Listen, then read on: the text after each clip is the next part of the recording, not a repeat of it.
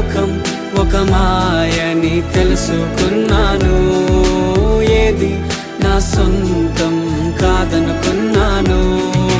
తప్పిపోయిన కుమారుని నేనైతే నా కొరకై నిరీక్షించే తండ్రి నా యేసు.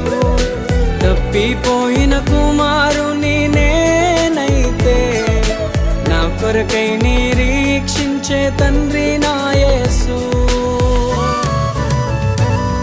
ఈ లోకమంతా నేను వెతకినా నాకు లేదయ్యా ఎక్కడా ఆనందం. నీ సన్నిధిలో ఒక్క క్షణం గడిపినా నా హృదయం